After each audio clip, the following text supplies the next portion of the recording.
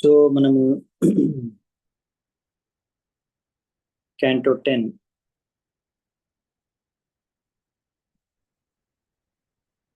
So మనము canto 10 దశమ స్కందము ఇప్పుడు మొదలు పెడుతున్నాము.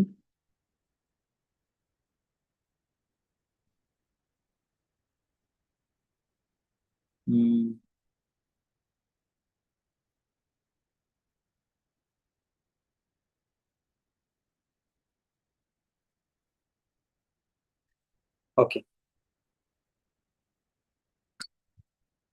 1 second, let me check.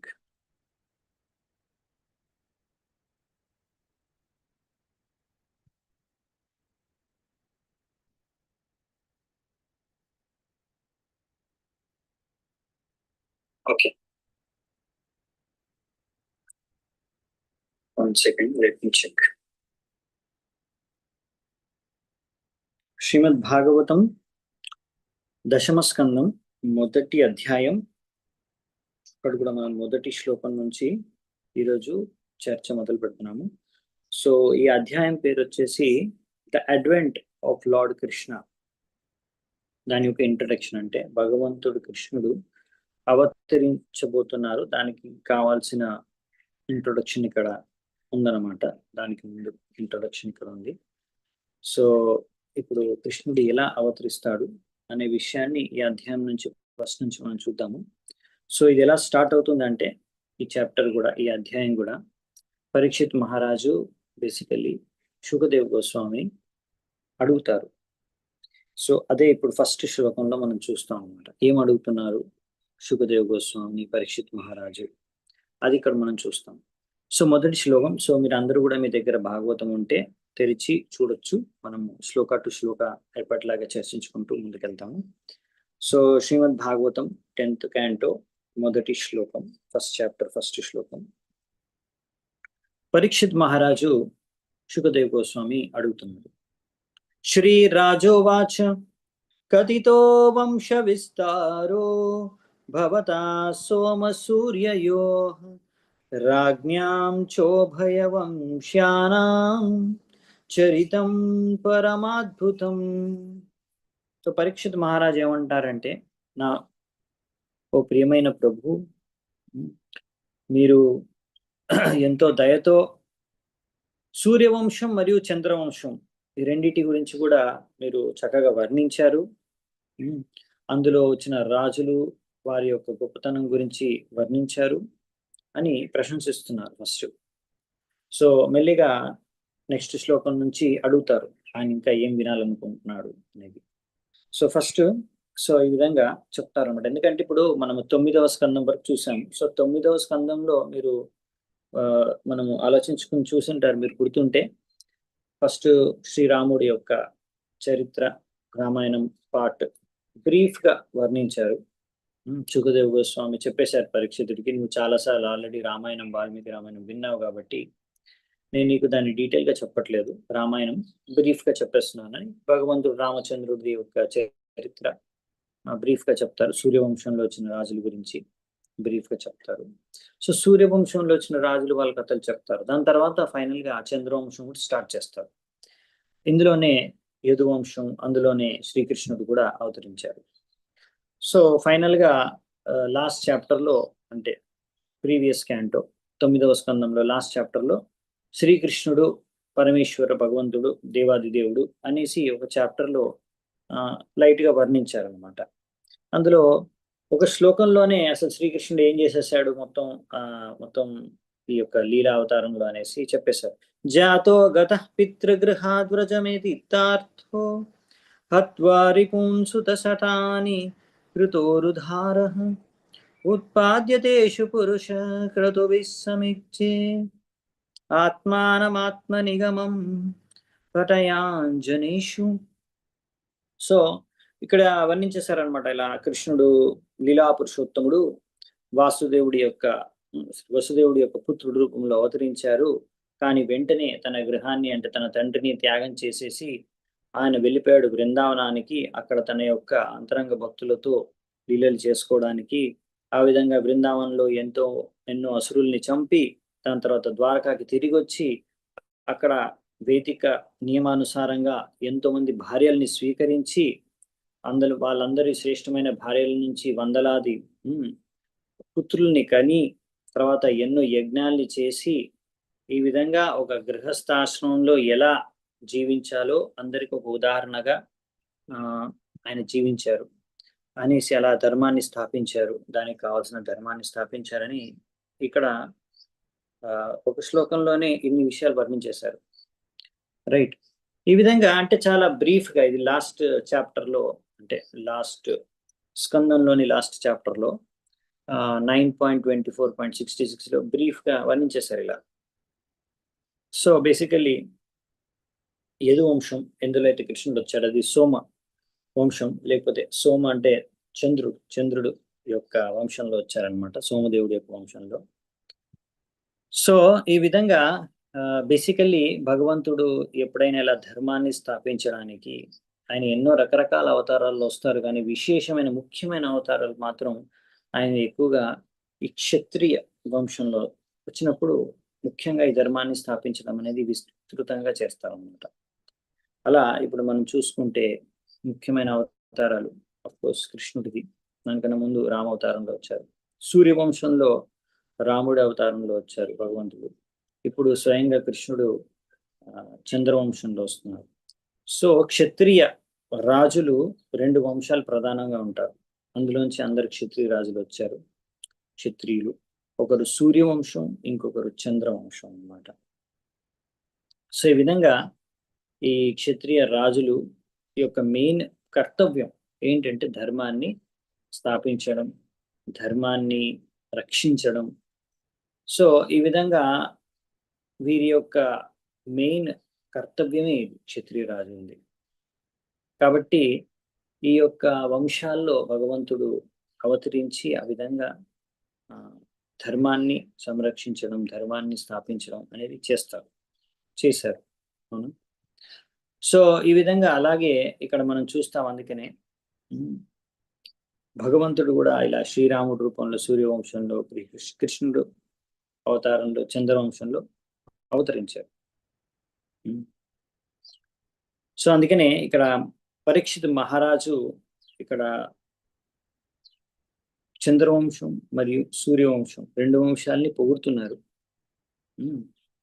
So ముఖ్యంగా ఆయన ఇక్కడ చంద్రవంశానికి ఎక్కువగా గౌరవం ఇచ్చి పొగుడుతున్నారు, ఎందుకంటే కృష్ణుడు అవతరించారని. ఇంకా విశేషంగా మనం చూస్తాం ఇప్పుడు ఆయన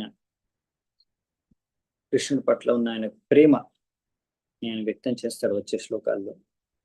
ఇంకా కృష్ణుడు ప్రత్యేకత ఏంటనేది, కృష్ణుడి లోకం ప్రత్యేకత ఏంటనేది మనము చూస్తాము వచ్చే శ్లోకాల్లో, అధ్యాయాల్లో. బ్రహ్మ సంహితలో భగవంతుడి గురించి, కృష్ణుడి గురించి, ఆయన ధామాన్ని గురించి బ్రహ్మదేవుడు వర్ణించారు. చింతామణి ప్రకరసత్ముషు కల్ప వృక్ష లక్ష్యావ్రతేషు సురభిరభిపాలయంతం. సో ఎలా ఉంటుంది చింతామణి ధామం, బృందావన ధామం, గోలోక బృందావన ధామం. సో ఇదే సేమ్ బృందావన ధామం చిన్మయ జగత్తు, అక్కడే కృష్ణుడు ఎల్లప్పుడూ ఉంటాడు. అలా ఆయన ఈ జగత్తుకి, భౌతిక జగత్తుకి, పృథ్వీ పైనకి లీలలు చేయడానికి వచ్చినప్పుడు ఆయనతో పాటు ఆయన ధామం కూడా అవతరిస్తుంది.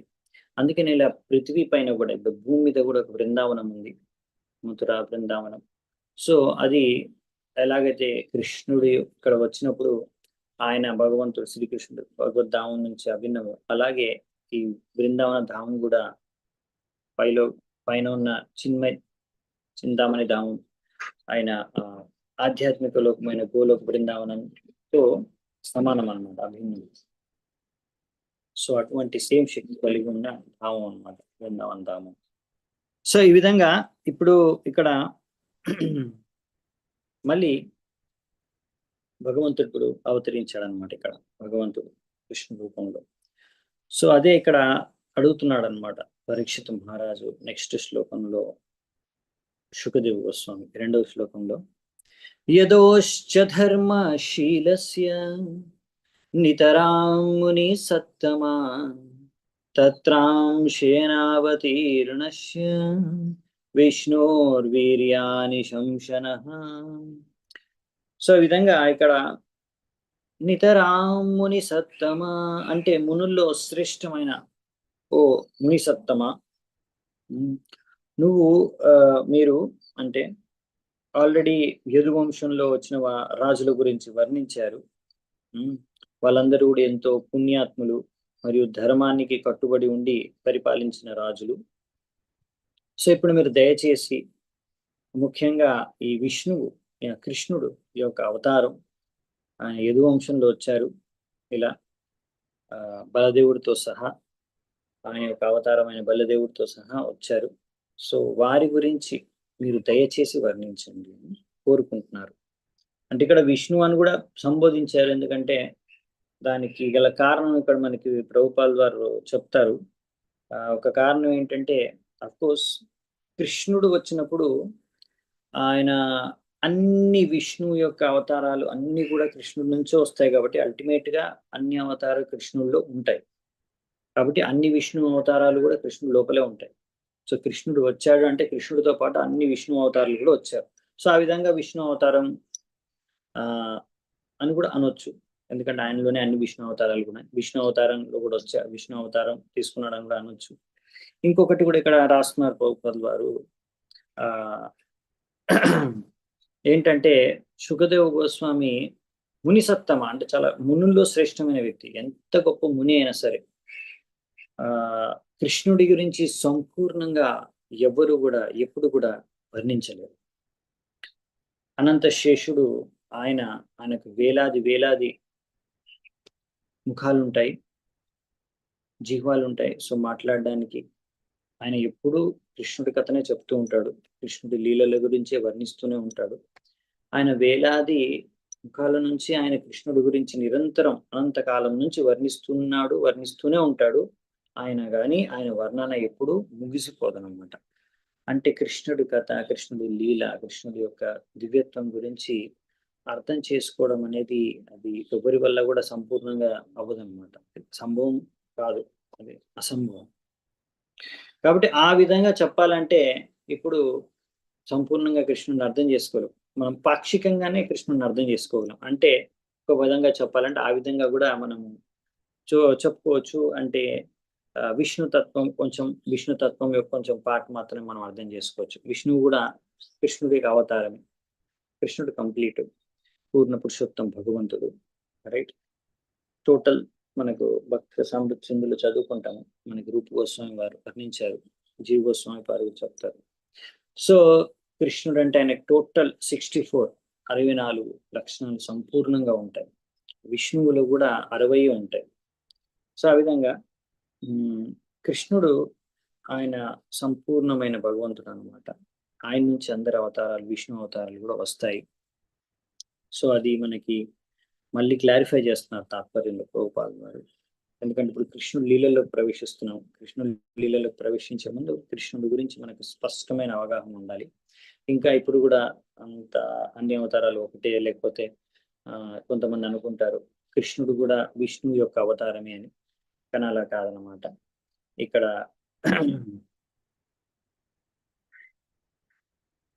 ఏం చెప్తున్నారంటే ప్రభుపాద వారు ఇక్కడ మన బ్రహ్మ సంహిత నుంచి ఇంకా భాగవతంలో కూడా ముందు రాశారు, కృష్ణస్తు భగవాన్ స్వయం ఏతే చాం సకలాపుంస కృష్ణస్తు భగవాన్ స్వయం అని కూడా ముందే చెప్పేశారు. అదే మన పరిభాషా సూత్రం ఈ యొక్క శ్రీమద్ భాగవతానికి జీవ గోస్వామి వారు చెప్పిన విధంగా. అంటే ఇది మెయిన్ సూత్రం అన్నమాట. అంటే ఈ సూత్రానికి అనుగుణంగా మిగతావన్నీ కూడా మనం అర్థం చేసుకోవాలి. ఎందుకంటే ఒక్కొక్కసారి కొంతమంది అనుకుంటారు, ఇక్కడ రాశారు క్లియర్గా విష్ణోర్ వీర్యాని శంసనః అని శ్లోకంలో రాశారు కదా లాస్ట్ లైన్లో.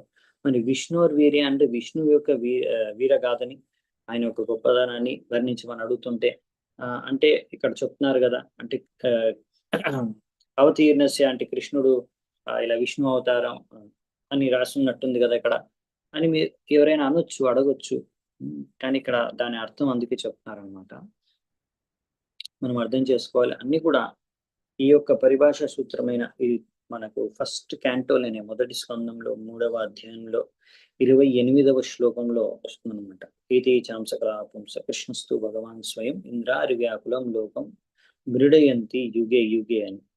సో ఆ విధంగా కృష్ణుడు అలా ప్రతి యుగంలో ఎన్నో అవతారాలు తీసుకుంటూ ఉంటాడు. కానీ అలా అన్ని అవతారాలు కూడా ఏతే చాంశ, అవన్నీ కూడా కృష్ణుడి యొక్క అంశాలు మాత్రమే. కానీ కృష్ణుడు మాత్రమే కృష్ణస్తు భగవాన్ స్వయం. సో అదే ఈశ్వర పరమకృష్ణ అని కూడా మనకి ఆ భామ సమేతలో వర్ణించారు బ్రహ్మదేవుడు. గోవిందం ఆది పురుషం తమహం భజామి, ఆయనే ఆది పురుషుడు అనమాట. సో బేసికల్లీ ఈ విధంగా, ఎందుకంటే బ్రహ్మదేవుడు ఒక మహావిష్ణువు ఒక శ్వాస. ఒక శ్వాస అంటే ఒక్కసారి ఆయన ఊపిరి పీల్చుకుంటే తర్వాత వదిలేస్తే దానికి ఎంత టైం పడుతుందో అది బ్రహ్మదేవుడి యొక్క ఆయువు. అలాంటి ఎంతో మంది బ్రహ్మలు ఉన్నారు. ఇక్కడ ఎన్నో కోట్ల కోట్ల బ్రహ్మాండాలకి ఒక్కొక్క ప్రత్యయానికి ఒక్కొక్క బ్రహ్మ ఉంటాడు. ఆయన ఆయువు ఇంతే. మళ్ళీ ఈ మహావిష్ణువు వచ్చేసి ఆ భగవంతుడు గోవిందుడి యొక్క గోవిందమాది విష్ణోర్ మహాన్ సహ్యస్య కళా విశేషు గోవిందమాది పురుషం తమహం భజామి. సో ఈ మహావిష్ణువు యొక్క యాక్చువల్లీ ఆయన రోమకూపంలోంచి ఒక్కొక్క బ్రహ్మాండం బయటకు వస్తుంది. యస్యైక నిశ్వసిత కాలమతావలంబ్య జీవంతి రోమ విలజా జగదండనాథ్. సో ఈ విధంగా, కానీ ఈ విష్ణువు మహావిష్ణువు కూడా విష్ణువు మహాన్ సయ్యస్య కళా విశేషం, ఈయన కూడా భగవంతుడు గోవిందుడి యొక్క విష్ణుడి యొక్క అవతారం అంశం. సో ఇలా ఈ మహావిష్ణువు కూడా ఆయన కూడా ఎవరైతే వచ్చారో ఆయన డైరెక్ట్ కృష్ణుడి యొక్క అంశం అవతారం కూడా, అవతారం యొక్క అవతారం అలా అనమాట. సో ఈ మహావిష్ణువు కూడా సంకర్షణుడు యొక్క అవతారం. ఈ సంకర్షణుడు వచ్చి నారాయణుడు యొక్క అవతారం. నారాయణుడు వచ్చి చతుర్వ్యూహం నుంచి వస్తాడు. ఆ చతుర్వ్యూహం వచ్చేసి బలదేవుడి నుంచి వస్తాడు. సో అల్టిమేట్లీ బలదేవుడు కృష్ణుడి నుంచి వస్తాడు. కృష్ణుడి యొక్క ఫస్ట్ ఎక్స్పాన్షన్, ఫస్ట్ అవతారం వచ్చి బలదేవుడు. ఆయన నుంచి మిగతా అన్ని అవతారాలు విష్ణు అవతారాలు వస్తాయి. అంటే ఇంకా చెప్పాలంటే క్లియర్ గా అన్ని విష్ణు అవతారాలు యాక్చువల్లీ ఇంకా బలరాముడి నుంచి వస్తాయి. బలరాముడు కృష్ణుడి నుంచి వస్తాడు. అంటే కృష్ణుడు బలరాములు అందరూ కూడా విష్ణువు పైన ఉన్నారు విధంగా చెప్పాలంటే. సో అందుకనే ఇక్కడ ఇలా అంటే అడుగుతున్నారు ఇక్కడ, పరీక్షిత్ మహారాజు అడుగుతున్నాడు ఇక్కడ. కానీ దాని అర్థం ఏంటంటే మనం అర్థం చేసుకోవాల్సింది ఏంటంటే యాక్చువల్లీ ఇలా కృష్ణుడి గురించి సంపూర్ణంగా ఎవరు వర్ణించలేరు, ఎవరు అర్థం చేసుకోలేరు. కాబట్టి ఆ విధంగా విష్ణువర్ వీర్య అని అంటున్నారు. ఓకే, సో ఈ విధంగా ఇప్పుడు 3వ శ్లోకాన్ని మనం చూద్దామంట. ఎగ్జాక్ట్లీ ఇప్పుడు చాలా క్లియర్ గా అడుగుతారు. అవతీర్య యదోర్వంశే భగవాన్ భూత భావనః కృతవాయాని విశ్వాత్మా తాని నోవద విస్తరాత్. విస్తారంగా వర్ణించండి అంటే షార్ట్ ఫామ్ లో కాదు, షార్ట్ గా కాదు. ఆయన గురించి, ఎవరి గురించి? ఆ భగవంతుడు, ఆ పరమేశ్వరుడు శ్రీకృష్ణుడు ఈ యొక్క యదువంశంలో ఎవరైతే వచ్చారో ఆ అవతారం, భగవంతుడి యొక్క అవతారం, ఆయన గురించి, ఆయన కార్యాల గురించి. కృతవాన్ యాని విశ్వాత్ముడు ఆయన, యూనివర్సల్ సోల్. సో ఆ విశ్వాత్మ ఆయన కృతవాన్, ఆయన యొక్క కార్యాలని విస్తృతంగా, ఆయన కార్యాలు ఫస్ట్ నుంచి లాస్ట్ వరకు. కృతవాన్ యాన్ అంటే బేసికలీ ఫస్ట్ నుంచి లాస్ట్ వరకు ఆయన జన్మలీల నుంచి ఆయన తర్వాత తిరిగి తన ధామానికి వెళ్ళిపోయేంత వరకు అసలు ఏం జరిగింది, ఏం చేశారు అన్ని విస్తృతంగా వర్ణించండి, విస్తారాత్ అని చెప్తున్నారు అనమాట. సో ఇది చాలా ఇంపార్టెంట్ అనమాట.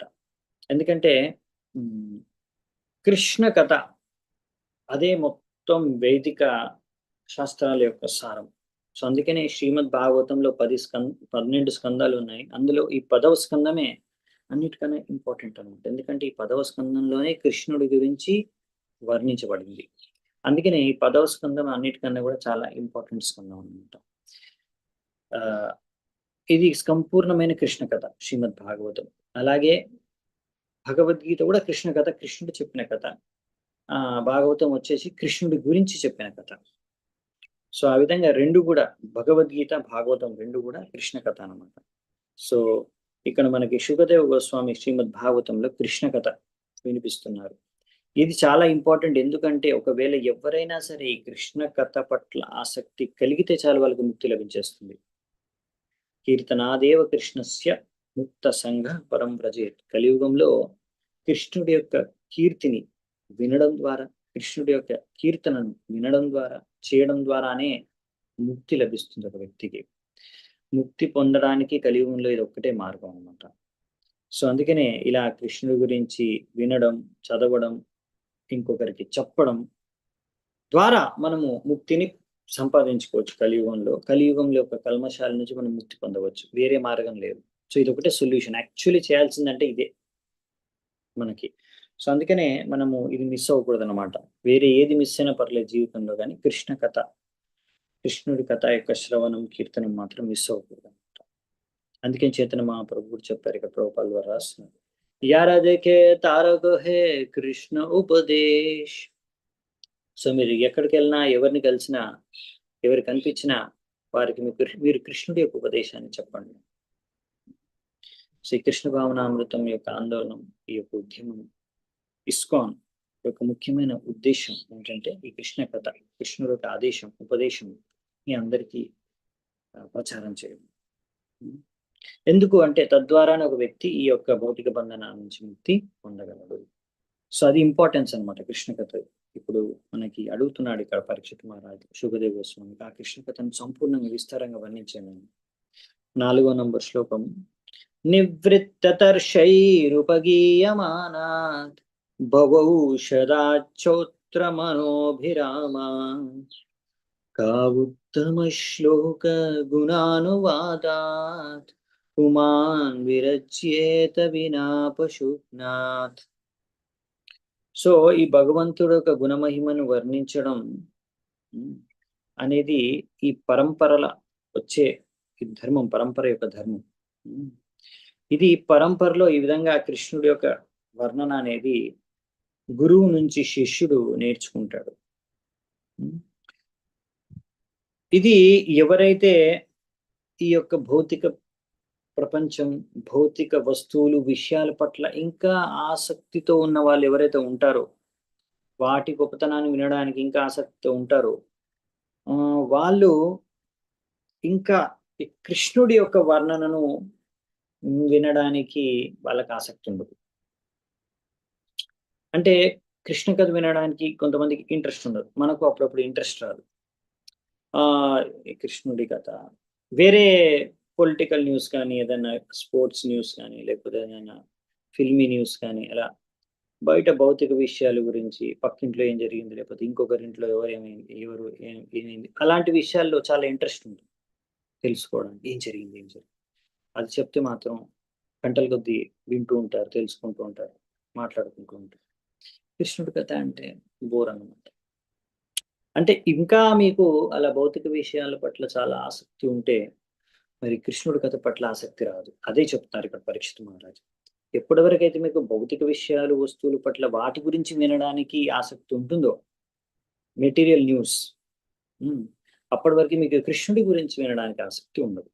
సో కృష్ణుడి గురించి వినడానికి ఆసక్తి మనకి ఎప్పుడు కలుగుతుందంటే భౌతిక విషయాల పట్ల ఆసక్తి తగ్గినప్పుడు. అది ఎలా తగ్గుతుందంటే అది కృష్ణుడి కథ విన్న ద్వారా. సో బేసికల్లీ మెడిసిన్ అదే అనమాట మనకి. కృష్ణుడి కథ ద్వారానే మనము వినడం ద్వారా, అందుకే ఎలాగో అలాగా మనం ఈయనకైన ప్రకారం కృష్ణుడి కథను వినడానికి ప్రయత్నించాలి. ఇష్టం ఉన్నా, ఇష్టం లేకున్నా మనం ప్రయత్నిస్తే మెల్లిమెల్లిగా ఇష్టం పుడుతుంది అనమాట.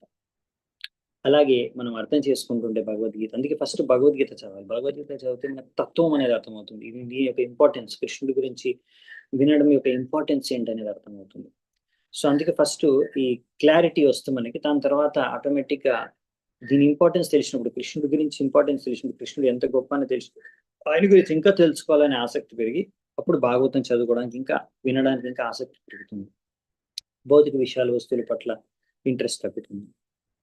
సో ఎందుకంటే ఎప్పుడైతే మనం తెలుసుకుంటాం ఈ భౌతిక బంధనాన్ని ముక్తి పొందాలంటే కృష్ణుడి యొక్క వర్ణ మాత్రం వినడం ద్వారానే జరుగుతుంది అని అప్పుడే మనం వినగలుగుతాం. అందుకనే ఎప్పుడైతే మనము ఇలా తెలుసుకుంటామో, ఎలా ఉంటుందంటే పరిస్థితి, మనకి కృష్ణుడి యొక్క తత్వం అర్థం చేసుకుంటాము, భగవద్గీత విన్నాం అనుకుంటాం, మనకి ఏమర్థం, therefore who will sees hearing such glorification. ఒక్కసారి మనం తెలుసుకున్నాం అనుకో, కృష్ణుడి కథ వినడం ద్వారానే మనకి ముక్తి లభిస్తుంది జన్మ మృత్యు యొక్క చక్రం నుంచి అని మనకు ఒక విషయం, ఈ విషయం అట్లీస్ట్ క్లారిటీ వచ్చేస్తుంది మనకి. అలా తెలిసిన తర్వాత ఎవడైనా అసలు ఇక్కడ అడుగుతున్నారు ఏమని, పుమాన్ విరచ్యేత విన పశుఘ్నాత్, పశువుల్ని హత్య చేసే కషాయం ఉంటాడు కదా. ఒకవేళ మనకి ఈ విషయం తెలిసి కూడా, ఈ కృష్ణ కథ వినడం ద్వారా మనకు ముక్తి లభిస్తుందనే విషయం తెలిసి కూడా మనము ఒకవేళ వినకపోతే, ఇంకా అది ఒక కసాయి ఎవరైతే తనను తానే నరుక్కుంటున్నాడో, లేకపోతే తనను తాను ఒకడు సూసైడ్ చేసుకుంటున్నాడో అటువంటి వ్యక్తితో సమానం. లేకపోతే అటువంటి వ్యక్తి వదిలేసి మిగతా ఒక కసాయి, ఒక వ్యక్తి ఎవరైతే తనను తాను ఆత్మహత్య చేసుకుంటున్నాడు, వీళ్ళిద్దరూ వదిలేసి మిగతా వాళ్ళు ఎవరు కూడా కృష్ణ కథ వినడానికి మిస్ అవ్వరు అనమాట. ఎవరు మిస్ చేసుకుంటారంటే వీళ్ళిద్దరే. సో దీని గురించి కూడా వర్ణిస్తారు. ఈ యొక్క అసలు ఏంటి కసాయి ఇంకా సూసైడ్ చేసుకునే వారి గురించి ఎందుకు చెప్తున్నారంటే, ఇక్కడ పశుఘ్నాత్ అంటే ఎవరైతే పశువుని చంపే కసాయి, లేకపోతే తను తాను చంపుకునే ఆత్మహత్య చేసుకునే వ్యక్తి. సో ఒక దగ్గర మనకి ఆత్మహత్య అంటే ఏంటో ప్రభుపాదులు చెప్తారు. మనం ఒకవేళ మన ఆత్మ గురించి, ఆత్మ ముక్తి కలిగే కార్యాలు చేయకుండా ఆత్మ ఇంకా భౌతిక బంధనంలో ఇరుక్కుపోయి ఉండే కార్యాల్లో నిమగ్నం అయిపోవడాన్ని కూడా ఆత్మహత్య అంటారు. ఆత్మహత్య అంటే ఊరేసుకొని చావడము, ట్రైన్ కింద పడి చావడము, లేకపోతే విషం తాగి చావడం, అది మాత్రమే ఆత్మహత్య కాదు. యాక్చువల్లీ అది కూడా ఆత్మహత్య ఓకే. కానీ ఎవరైతే ఈ విధంగా, అది ఎందుకు ఆత్మహత్య అంటే, మీకు శరీరాన్ని ఇచ్చారు, ఆత్మని ఈ శరీరం నుంచి ముక్తి పొంది భగవద్ధామానికి వెళ్ళడానికి ఈ శరీరాన్ని ఉపయోగించుకోమని మనకి ఈ శరీరాన్ని ఇచ్చారు. అలా కాకుండా ఈ శరీరాన్ని మనం అలా ఉపయోగించకుండా, భగవద్ధామానికి వెళ్ళడానికి ఉపయోగించుకోకుండా ఈ శరీరాన్ని మధ్యలోనే ఆ నాశనం చేసేస్తే దాన్ని ఆత్మహత్య అంటారు. ఎందుకంటే ఆత్మ తన గమ్యానికి, భగవద్ధామానికి చేరుకోవడానికి ఇచ్చిన సాధనాన్ని మనం అనవసరంగా నాశనం చేసేస్తున్నాం కాబట్టి ఆత్మహత్య అంటారు. ఆత్మని ఎప్పుడు హత్య చేయలేరు ఎవరు. కానీ ఆత్మ యొక్క గమనాన్ని, ఆ పోయే దారిని మనమే చేతులారా నాశనం చేసుకుంటాం. అంటే మన భవిష్యత్తు, ఆత్మ యొక్క భవిష్యత్తు అంటే మన భవిష్యత్తు, అసలైన భవిష్యత్తు భగవద్ధామానికి వెళ్ళడమే అసలైన మన గమ్యము. అదే మన భవిష్యత్తు.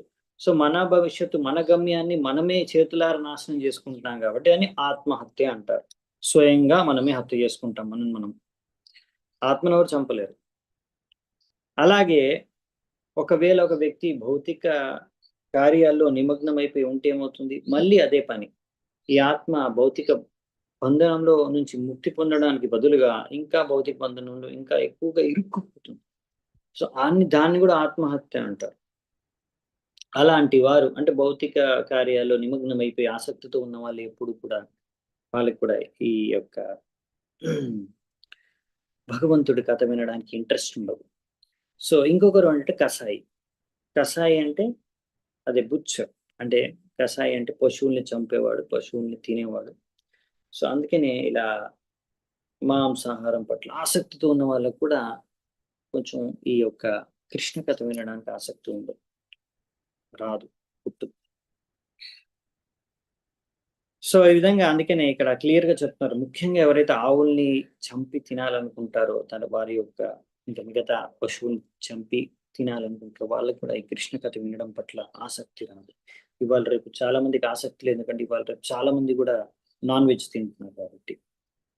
సో మీరు ఇలా నాన్ వెజ్ తింటూ ఉంటే కృష్ణుడి పట్ల వినడానికి ఆసక్తి అనేది పుట్టుకురాదన్నమాట. సో అందుకే ఇక్కడ చెప్తున్నారు అనమాట, ఈ శ్రీమద్ భాగవతం కానీ భగవద్గీత కానీ వినడం అనేది ఎంత ఇంపార్టెంటో మన భారతీయ వేదిక సంస్కృతిలో ఇది ఒక ముఖ్యమైన అంశం, భాగం అనమాట. ముందు మెయిన్గా ప్రజలు ఇలా ఎక్కడైనా భాగవతం, గీత ప్రవచనం జరుగుతుంది అంటే అక్కడికి వెళ్ళిపోయి వేలాది సంఖ్యల్లో వినేవాళ్ళు. అది మెయిన్ యాక్టివిటీ అనమాట అందరికి ఉండేది, ఎందుకంటే దాని యొక్క ఇంపార్టెన్స్ అందరికీ తెలుసు కాబట్టి. ఇవాళ కూడా ఇంకా భారతదేశంలో ఆ సంస్కృతి కొంచెం ఉంది కనుకనే అప్పుడప్పుడు కొన్ని చోట్ల మీరు అలాంటివి జరుగుతుండడం చూస్తూ ఉంటారు. సో ఈ విధంగా ఇక్కడ భగవద్గీతలో కూడా కృష్ణుడు చెప్పాడు, అందుకనే మత్తః పరతరం నాన్యాత్ కించిత్ అస్తి ధనంజయ, నాకన్నా ఇంకా తెలుసుకోవాల్సిన సత్యం, పరం సత్యం ఇంకేం లేదు నా పైన, నేనే అన్నిటికన్నా పైన ఉన్నాను. సో ఈ విధంగా అందుకనే భక్తుడి యొక్క ముఖ్యమైన ఉద్దేశం ఏంటంటే జీవితంలో ఈ గీతా భాగవతాన్ని చదువుకోవడం, అర్థం చేసుకోవడం. తర్వాత a devotee is one who has no other motive for reciting Bhagavad Gita and Srimad Bhagavatam than to serve the Lord. So ఈ విధంగా భగవంతుడిని సేవ చేసుకోవడానికి ఈ విధంగా ముఖ్యమైన ఒక విధి విధానం అన్నమాట ఇది. సో భక్తుడు అంటే ఆయనకి ఇంకా వేరే లక్ష్యం లేదు. ఇలా గీత భాగవతాన్ని రిసైటేషన్ అంటే చదవడం, చెప్పడం, కీర్తన చేయడం, ప్రచారం చేయడం, ఇదే మెయిన్ అన్నమాట ఉద్దేశం. కాకపోతే మనం ఎక్కడి నుంచి ఎవరి నుంచి వినాలనే విషయాన్ని ఇక్కడ ప్రభుపాదుల వారు రాస్తున్నారు. మనం ఎప్పుడైనా సరే భాగవతాన్ని పరంపరలో వచ్చిన ఒక ప్రామాణికమైన శుద్ధ వైష్ణవుల నుంచి వినాలి. ఇప్పుడు ఎవరు అవైష్ణవ ముఖోత్కీర్ణం పూతం హరికథామృతం శ్రవణం నైవ కర్తవ్యం సర్వోచ్చిష్టం యథాపయ.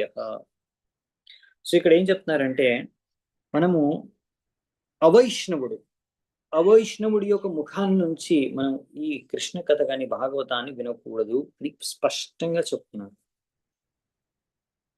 పూతం హరికథామృతం ఏమవుతుందంటే, అటువంటి ఎవరైనా వింటే సర్పోచ్చిష్టం యథాపయ.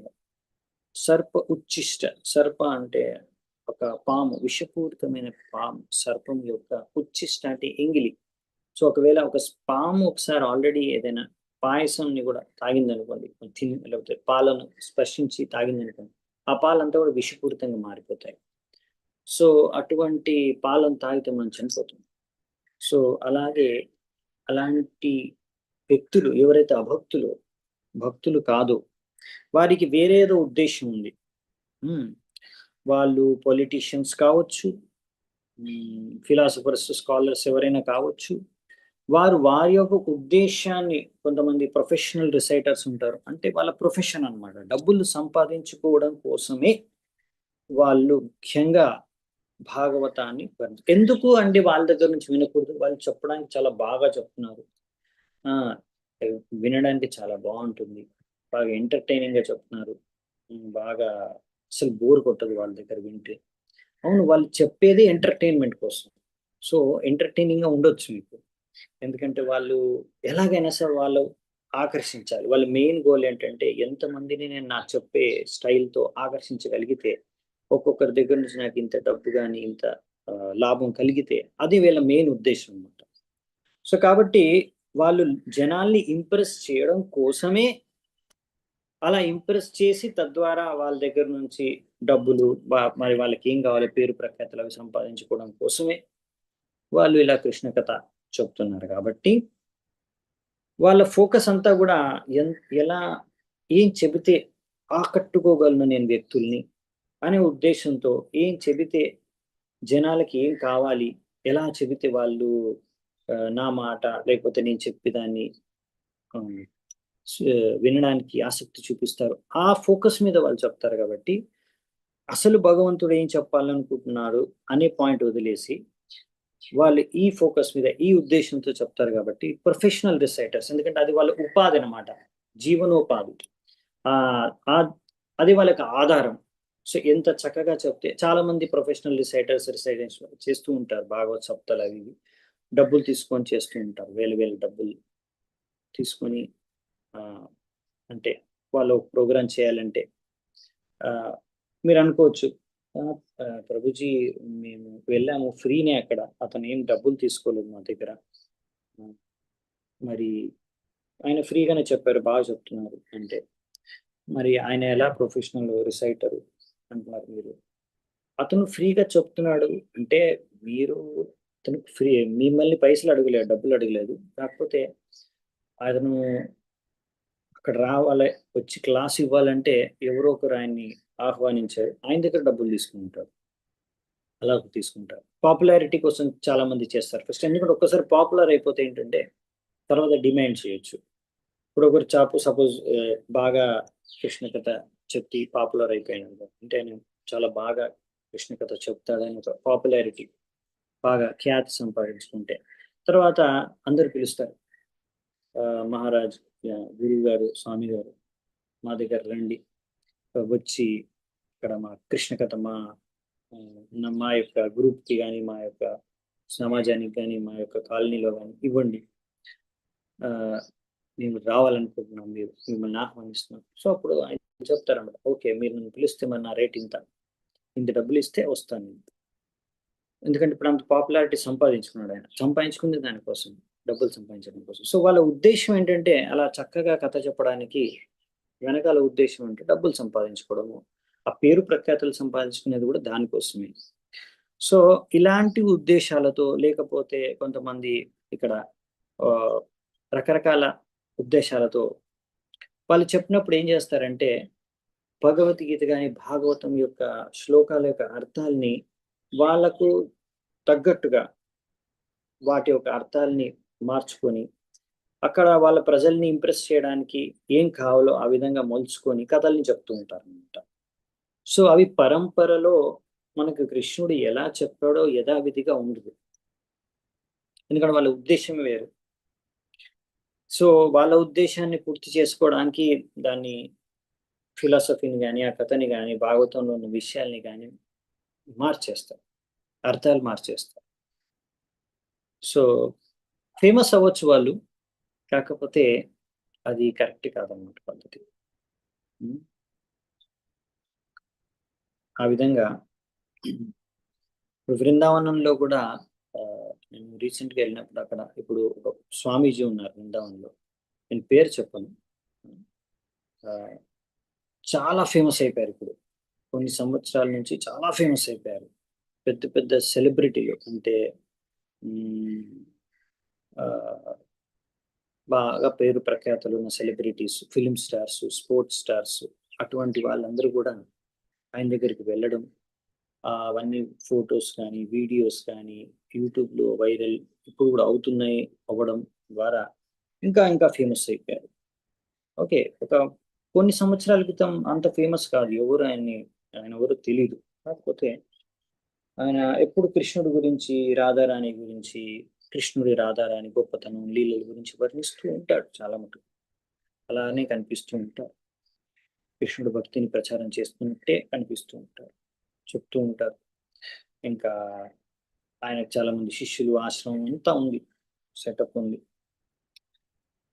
చాలా ఫేమస్. ఇప్పుడు చెప్పాలంటే బృందావనంలో అందరికన్నా ఫేమస్ ఇప్పుడు ఆ స్వామీజీ. అసలు బృందావనంకి చాలా మంది ఇప్పుడు కృష్ణుడు చూడడానికి వెళ్ళరు, ఆ స్వామీజీని చూడడానికే వెళ్తారు సామాన్యమైన ప్రజలు. అందులో నేను చూసాను చాలా మంది పాపం అమాయకులైన ఇస్కాన్ భక్తులు కూడా సరిగ్గా ఫిలాసఫీ ఎవరు చదవకుండా, ప్రభుపాదులు చెప్పిన లెక్చర్లు వినకుండా, సరిగ్గా భక్తుల నుంచి లెక్చర్స్ వినకుండా కొంతమంది ఉంటారు భక్తులు ఇస్కాన్లో కూడా, వాళ్ళు కూడా ఇప్పుడు ఆ స్వామీజీ దగ్గరికి వెళ్ళిపోతుంది. నేను చూశాను అది. ప్రాబ్లం ఏంటండి, ఆయన రాధాకృష్ణుడి గురించి చెప్తున్నాడు, బృందావనంలో వేలాది మంది, లక్షలాది మంది ఇప్పుడు ఆయన్ని మొత్తం ప్రపంచవ్యాప్తంగా ఆయన్ని పొగుడుతున్నారు, ఆయన్ని అనుసరిస్తున్నారు, ఆయన ప్రవచనాలు వింటున్నారు లక్షల్లో.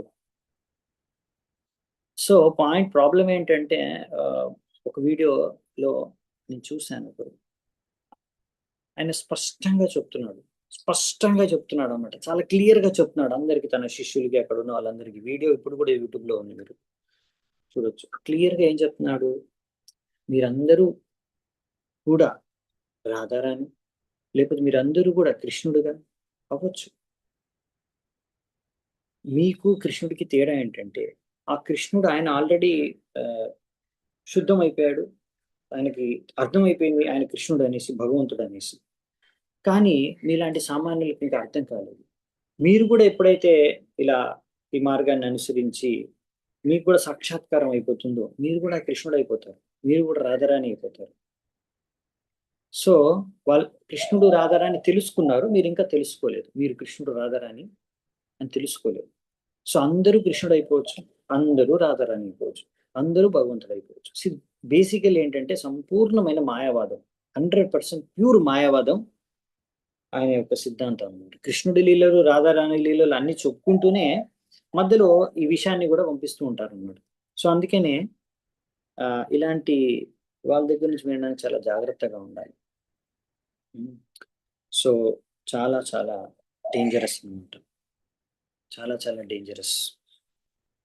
సో అవైష్ణవో ముఖోద్గీర్ణం, అందుకే అవైష్ణవ అంటే ఇలా ఎవరైతే సామాన్యమైన ఒక బద్ధజీవి కృష్ణుడు సమానం, లేకపోతే ఒక బద్ధజీవి కూడా కృష్ణుడు అయిపోవచ్చు, అదే మాయావాదం. మాయావాదం అంటే ఏంటి? భగవంతుడికి నాకేం తేడా లేదు, నేను భగవంతుడిని అయిపోవచ్చు. ఇది మాయావాదం, 100% మాయావాదం. అందుకనే మనం అర్థం చేసుకోవాల్సింది అంటే మనం ఎప్పుడు కూడా కృష్ణుడు యొక్క దాసులమే, మనం ఎప్పుడు కృష్ణుడు అవ్వలేము. కృష్ణుడు యొక్క మనం నిత్య దాసులు, గోపి భర్త పదకమలయోర్ దాస దాసాను దాసు, మనం ఎప్పటికీ నిత్య దాసులు. ఏదో ఇప్పుడు భక్తి చేసుకున్న తర్వాత మనం కూడా కృష్ణుడు అయిపోతాము కాదు, ఎప్పుడు కృష్ణుడు అవ్వలేము మనం. సో అందుకనే ఆ ఇస్కాన్ బయట మనకు వెళ్ళాల్సిన అవసరమే లేదు, మనకి ప్రభుపాదులు వారి బుక్స్ లో అంతా ఉంది. ఇంకా వేరే బయట ఇస్కాన్ బయట ఉన్న కొంతమంది స్వామీజీలు గురువులు వాళ్ళ నుంచి వినాల్సిన అవసరమే లేదు. ఎందుకు వినాలి? మీకు తెలుసా వాళ్ళు చెప్పేది కరెక్టా రాంగ్ అనేది, వాళ్ళు కరెక్ట్ వైష్ణవులు అనేది తెలియదు మనకి. మనకు ఆల్రెడీ క్లియర్ గా ప్రభుపాదులు వారు ఇక్కడ శుద్ధమైన భక్తుడు, శుద్ధమైన ఫిలాసఫీని శుద్ధంగా పరంపరలో యథావిధంగా ఇచ్చారు. సో మన దగ్గర ప్రభుపాదుల వారి పుస్తకాల్లో అంతా ఉంది. సో అందుకనే మీరు చదవండి, చదివి తర్వాత మీకు అర్థమవుతుంది.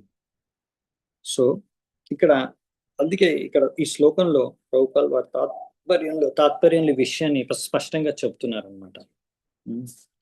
మనం ఎప్పుడైనా సరే వైష్ణవుల నుంచి మాత్రమే, మన పరంపరలో వచ్చిన వైష్ణవుల నుంచి మాత్రమే, అందులో కూడా ఎవరైతే ఇలా ముఖ్యంగా యథాతథంగా చెప్పడానికి చూస్తున్నారు, డబ్బుల కోసము లేకపోతే వేరే ఉద్దేశం కాకుండా చెప్తున్నారో వాళ్ళ దగ్గర నుంచి మనం వినాలన్నమాట. మంచి సరైన వైష్ణవుల నుంచి మనము యాక్చువల్లీ ఈ కృష్ణ కథ అనేది శ్రవణం చేయాలి. సో ఇప్పుడు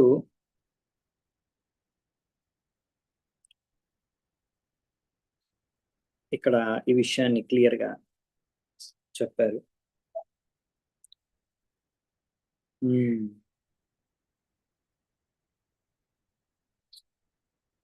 ఈ పశు హత్య గురించి కూడా ప్రభుపాల్ వారికి రాస్తున్నారు. ఇంకొక ఇంపార్టెంట్ పాయింట్ ఏంటంటే పశు హత్యకు సంబంధించి పశువుల్ని ఎప్పుడైతే బాగా వధించడం అనేది జరిగిందో వేదాల పేర్లతో జస్ట్ తినడం కోసం అనేసి పశువుల్ని వధించేసి చాలా హింసిస్తున్నారు, అంటే హింస పెరిగిపోయింది పశువు యొక్క వధ.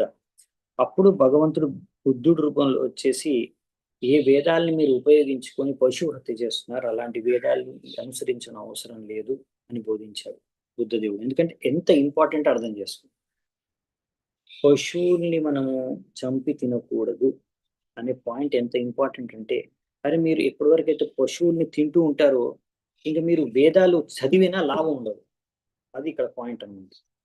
ఇక్కడ క్లియర్ గా అందుకే ప్రభుపాల్ ద్వారా రాస్తున్నారు. భగవద్గీత భాగవతంలో ఉన్న వర్ణన ద్వారా అది ఎంత మనోహరమైందంటే, ఎంత కష్టంలో అనుభవించే వాళ్ళైనా సరే వాళ్ళందరూ కూడా అన్ని రకాల కష్టాల నుంచి ముక్తి పొందుతారు, భౌతిక ప్రపంచం నుంచి ముక్తి పొంది భగవద్ధామానికి వెళ్ళిపోతారు, బానే ఉంది అంతా. కానీ 2 రకాల మనుషులు ఉంటారు.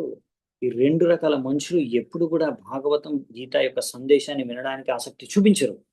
ఆ 2 రకాల మనుషులు ఎవరు?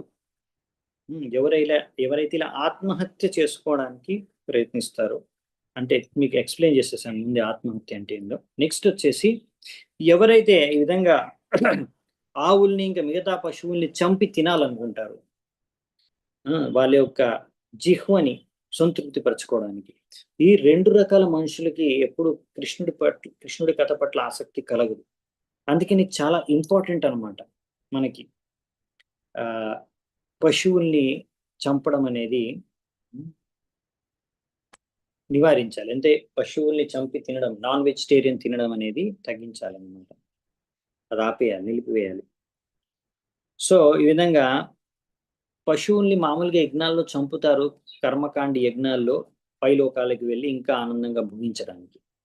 కానీ అది ఆ ఉద్దేశంతో ఎప్పుడైతే వేదాలని ఉపయోగించుకొని పశువుల్ని చంపి అలా పశువుల్ని భోగించి ఇంకా పైలోకాలకు వెళ్ళి ఇంకా భోగించాలి ఇదే ఉద్దేశంగా మార్చుకొని జనాలందరూ కూడా వెళ్తున్నారు ఆ దిశలో.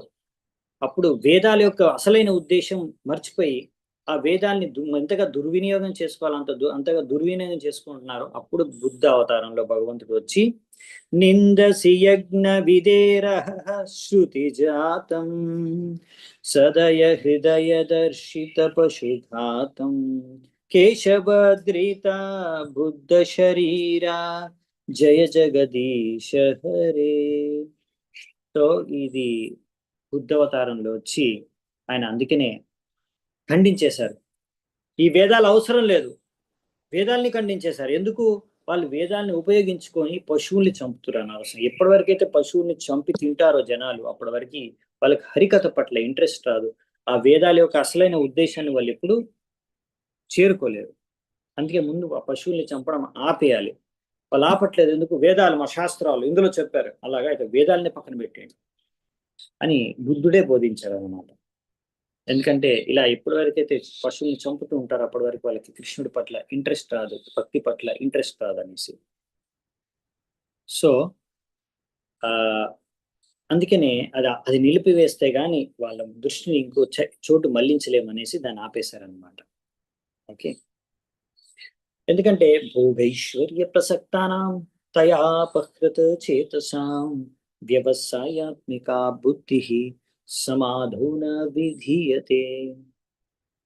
సో ఎప్పుడైతే మనం మనస్సు ఎప్పుడు ఇంద్రియ తృప్తి పైన మగ్నమైపోయిందో ఇంకా మనకి ఇలా కృష్ణుడి కథ వినడానికి భక్తి చేసుకోవడానికి అటువైపు మనస్సు ఆసక్తి చూపించదు అనమాట. అందుకే నరోత్తమ్ దాస్ ఠాకూర్ ఒక గానంలో రాశారు, మనుష్య జనమాపాయా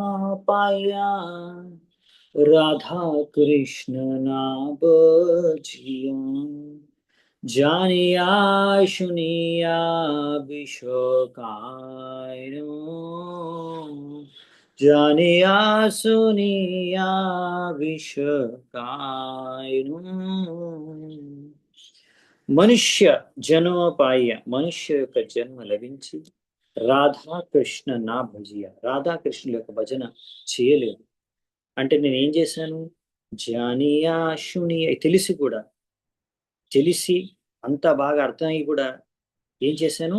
విషకాయను, విషాన్ని తిన్నాను. అంటే మనం ఒకవేళ ఈ మనుష్య జన్మ లభించి ఒకవేళ మనము రాధాకృష్ణుడి భజన చేసుకోకపోతే మనం విషం తినడంతో సమానం ఆ జన్మ. అందుకని ఆత్మహత్య. సో ఈ విధంగా అందుకనే ఈ విధంగా ఎవరైతే భగవంతుడికి భక్తి చేసుకోకుండా పశువుల్ని చంపి తింటున్నాడో అతను ఆత్మహత్య చేసుకుంటున్నాడు. పశువుల్ని చంపట్లేదు, సొంతంగా తను తాను కూడా చంపుకుంటున్నాడు, తన ఆత్మను చంపుకుంటున్నాడు అని అర్థం. ఓకే. సో ఎందుకంటే కృష్ణుడిని అర్థం చేసుకోవడమే మన ముఖ్యమైన వేదాల యొక్క ఉద్దేశం. సర్వస్య చాహం హృది సన్నివిష్టో మత్త స్మృతిర్జ్ఞానం అపోహం చ వేదైశ్చ సర్వేర్ అహం ఏవ వేద్యో వేదాంత కృత్ వేద విధియేవ చాహం. వేదాల్ని రచించిన కృష్ణుడు చెప్తున్నాడు నన్ను అర్థం చేసుకోవడమే వేదాల యొక్క ముఖ్యమైన ఉద్దేశం. సో అలాంటప్పుడు మనం వేదాలను కృష్ణుడిని అర్థం చేసుకోవడానికి ప్రయత్నించాలి, కానీ ఆ వేదాల్లోంచి పశువుల్ని ఎలా చంపాలో దాని గురించి మనం ఆసక్తిని పెంపొందించుకోకూడదన్నమాట.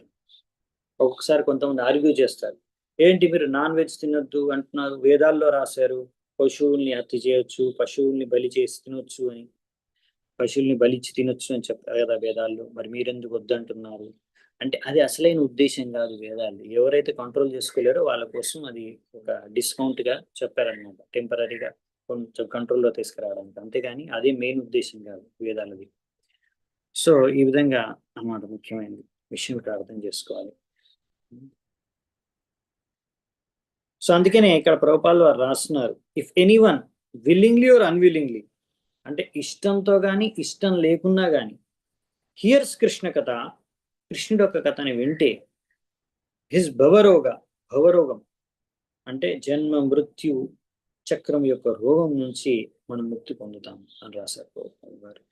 సో అందుకనే ఇది భవ ఔషధం అనమాట. కృష్ణ కథ అనేది భవ ఔషధం, భవరోగానికి భవ ఔషధం కృష్ణ కథ. సో అందుకనే ఎలాగైనా సరే మనము కృష్ణ కథ వినడానికి ప్రయత్నించారు. అదేంటండి మరి ఇంట్రెస్ట్ ఉన్న వాళ్ళు వింటారు, ఇంట్రెస్ట్ లేకుండా బలవంతంగా కృష్ణుడి కథ ఎందుకు వినాలి అంటే, అలా వింటేనే మనకి ఆ భౌతిక విషయాల పట్ల ఇంట్రెస్ట్ వెళ్ళిపోయి కృష్ణుడి పట్ల ఇంట్రెస్ట్ పుట్టుకొస్తుంది. ఎవరిపైన అయినా మనకి ఇంట్రెస్ట్ రావాలంటే వాళ్ళ గురించి వినాలి. ఎవరైనా ఒక వ్యక్తి యొక్క పైన ఇంట్రెస్ట్ ఎందుకు వస్తుంది? అతని గురించి తెలిసినప్పుడు ఇంట్రెస్ట్ పుట్టుకొస్తుంది. అవునా? ఎంత మనం ఒక వ్యక్తి గురించి తెలుసుకుంటే, అతని గొప్పతనాన్ని గురించి తెలుసుకుంటే, అతని పైన మనకు అంత ఆసక్తి కలుగుతుంది. అలాగే కృష్ణుడి పైన కూడా మనకి ఇప్పుడు ఆసక్తి లేకున్నా, కృష్ణుడి గురించి వింటే నాకు ఆసక్తి కలుగుతుంది. అందుకని ఇప్పుడు కృష్ణ కథ మొదలవుతుంది గనక, ఇక్కడ చెప్పేదేంటంటే, మీకు ఆసక్తి ఉన్నా, లేకున్నా కృష్ణుడి కథ వినండి. ఒకవేళ ఉంటే మీరు ఆల్రెడీ ఆసక్తి ఉంటే ఎంజాయ్ చేస్తారు. ఇంకా మనకి ఆనందం కలుగుతుంది వింటే కృష్ణుడి కథ. ఒకవేళ మీకు ఆసక్తి లేకపోతే అయినా బలవంతంగా వినండి. వింటే కృష్ణుడి పైన ఆసక్తి కలుగుతుంది. సో, ఆ విధంగా ఎలాగైనా సరే కృష్ణుడి కథ వినాలనేది ముఖ్యమైన ఉద్దేశంతో ఇక్కడ చెప్తున్నారు ప్రభుపాదుల వారు. హ్మ్. ఎందుకంటే ఒక విధంగా చెప్పాలంటే ఒక ఉదాహరణ చెప్తున్నారు. ధ్రువ మహారాజు. ధ్రువ మహారాజుకి ముందు కృష్ణుడి పట్ల అంత ప్రేమ, ఆసక్తి ఆ విధంగా ఏం లేదు. ఆయన మెయిన్ ఉద్దేశ్యం, నేను రాజ్యాన్ని నా యొక్క ముత్తాత అయిన బ్రహ్మదేవుడి కన్నా కూడా పెద్ద రాజ్యాన్ని నాకు పొందాలి. దానికన్నా పెద్ద రాజుని నేను అవ్వాలి. అందరికన్నా పెద్ద రాజుని నేను అవ్వాలి అనే ఉద్దేశంతో ఆయన భగవంతుడిని ఆరాధించడం మొదలుపెట్టిన, ఎందుకంటే నారదముని ఏం చేశారంటే అసలు ఏదో ఒక విధంగా భగవంతుడిని ఆరాధించుకోవడంలో ఆయన్ని భక్తి మార్గంలోకి ఎలాగైనా సరే భగవంతుడిని ఆరాధించుకోవడానికి, భక్తి చేసుకోవడానికి నేను ఆ ప్రేరణ ఇచ్చాడు ఆయన నారదుని ధ్రువ మహారాజుకి. సో ధ్రువుడు అందుకనే ఫస్ట్‌లో ఆయన మెయిన్ ఉద్దేశ్యం రాజ్యాన్ని సంపాదించుకోవాలి. కానీ ఆయన చేసింది ఏంటి ప్రాసెస్? భక్తి.